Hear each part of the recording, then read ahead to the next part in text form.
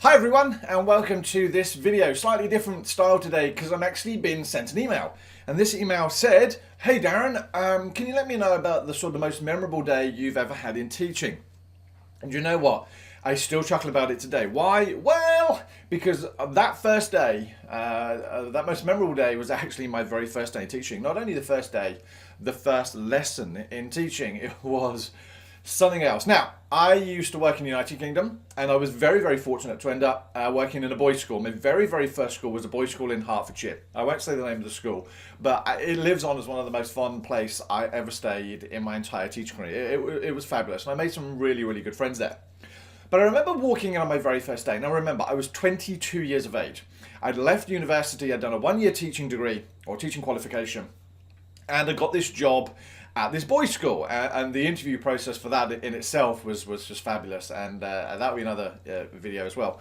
But the point of it was, I got my job and I'd walked in fresh-faced. I'd gone out and bought myself a whole new suit. It was great. It was a three-piece, had the tie, the shirt, had the waistcoat. Now I know in Australia that means something else, but like the vest and the jacket. Now, being United Kingdom, it was September.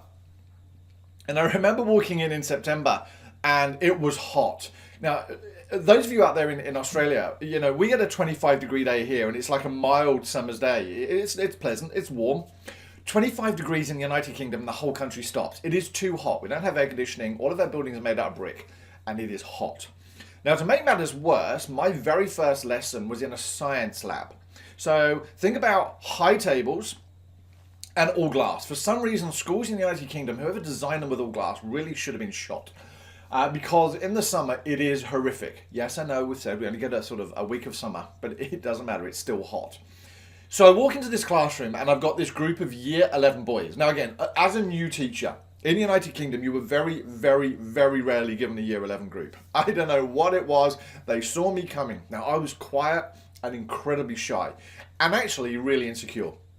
But I walked in and there were this group of 25 boys in uniform. They had their blazers on, whatever else, just staring at me. I was shaking like a leaf. No word of a lie. I was absolutely terrified. There was only about 4 or 5 years between sort of their age and mine. And suddenly I'd become this teacher. So I walked in, I'd had my lesson prepared. It was on some sort of differentiation. Now, a third of my group had already done their GCSEs. A third of them needed to do the GCSE, and a third of them, I have no idea what you were doing in the classroom. So to make life even more complicated, I had to try and teach 3 lessons in one. So I walked up to my blackboard. Yes, a blackboard. No word of a lie. A blackboard with a piece of chalk. In fact, I had a box of chalk. I was very proud. I'd got my first box of chalk, and I think it was coloured. And I turned around to the boys and I went, "Okay, boys, I'm going to start teaching you this stuff. Please listen to me. Any questions, and I'll answer them in a moment." And I start writing. Absolute silence. I am still shaking, and now I'm boiling hot. I am so hot, I'm literally melting inside. There is a river of sweat running down my back. Too much information? I thought so too. So I'm writing and I turn around and the boys are just staring at me, barring one. And we'll call him Student X for the moment. He has a name. I'll do it in a moment. And there he was with his hand up. And I went, "Yes."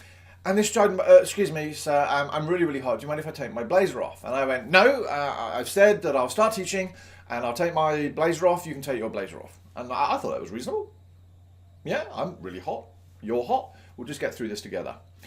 And so I turned around and carried on writing. And I'm talking while I'm writing and I'm filling up this blackboard, the type that rolled around. It was very exciting. And 2 minutes later, still sun silence. Now I'm taking this as a success. I'm like, yeah, this is good. What was I worried about? It's awesome. And so there, turn around, and once again, hand up, same kid. And I went, "Yes, what is your name?" And he said, "Paul." And I went, "Paul, what is it?" And he went, I'm still really hot. Can I take my blazer off?" Well, I was trying to exert my authority in that classroom. I needed to do what I did, so I shouted at him, because that's obviously sensible. And I went, "No, you may not take your blazer off. I've already told you. I will take my blazer off, you then take your blazer off. But until that time, I'm teaching, you listen." Stunned silence. Still, this classroom of boys are just staring at me. Now, I'm at this point thinking, well, they haven't rioted. Life is good. No one's tried to swear at me. No, I'm doing a really good job. I turn around and I carry on writing. And then again, 2 minutes later, I don't know why I kept doing this in 2 minutes. I turn around and there is the hand up again. And I went, Paul, what is it? And he went, can I take my clothes off? And I'm like, what? No, you may not take your clothes off. What are you talking about? This is ridiculous. And I just launched. Honestly, I was, in those days in the United Kingdom, and I'm pretty sure in many, many places, the idea of shouting at somebody meant that you were exerting your control. So he put his hand down, and then I just carried on. About 2 more minutes. I did, and then I turn around and I say, okay, everybody, off you go. Work. There's the work on the board. Any questions, let me know. And I sit down, relieved that at least I've got my instruction over. I didn't make any mistakes on the board. I was relatively confident with what I was doing, and life was good. And out of the corner of my eye, I saw white. Now, you're going to turn around and say, well, what's that got to do with the price of fish? And I'm going to go, bearing in mind these boys' uniforms were all black. Why was I seeing white? And more worryingly, I was seeing it under a table. My heart skipped a beat. No word of a lie, my heart skipped a beat because it was exactly where Paul was sitting. So, raising myself off the teacher's desk, which was slightly lower than these science labs, I rise up and no word of a lie, there is Paul sitting with his trousers around his ankles. Oh my God. At that moment, my heart stopped. In fact, my whole teaching career, I was just like, could you imagine? I'm sitting there, I'm in a boys' school, I'm a male teacher, and I've got a boy sitting there with his trousers down. I was like, in a moment, like 8 people are going to run through my door, and it'll be at this moment, and I'll be arrested. And I went apoplectic. I don't believe I've ever shouted so much in my entire life. In fact, I don't even shout anymore. There's no point. The words came out so fast. I don't think I made sense. And the boys, once again, just stared at me. Paul, bless his heart, and Paul, much respect, I chuckle every time I think about this story, pulled his trousers up. I had absolutely no idea how to punish this kid. When you walk into teaching, you get a rough idea of old detentions, or you talk to the head a year, or you go to the deputy head, or if you're really, really serious, you go to the head. There's a chain. And sometimes there are documents that says, oh, if a student disrespects you, do this. And if a student does do this. Nowhere in any book have I ever seen if a student removes his trousers in your classroom, do this.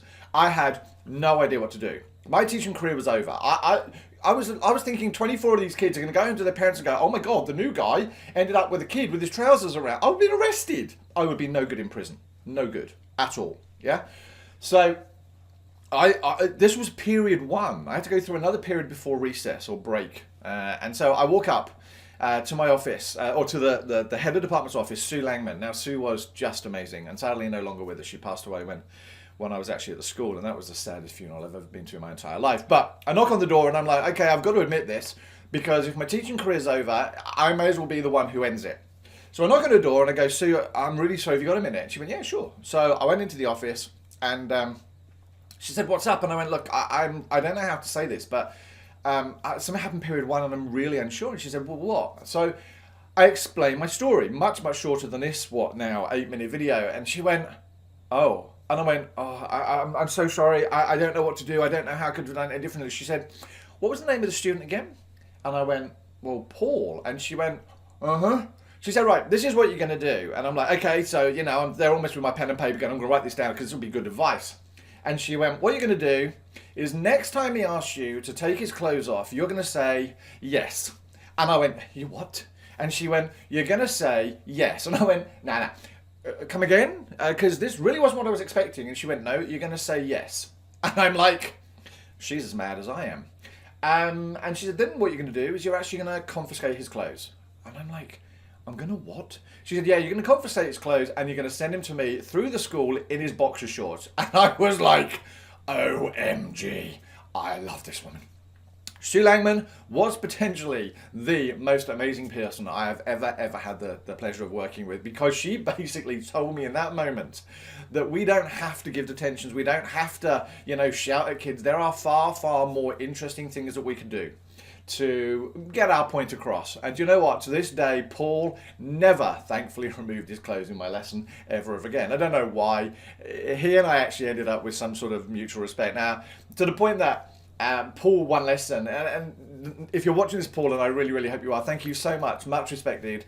You have taught me so much in that one lesson that I've used in my whole teaching career, and you are featured in pretty much every one of my lessons.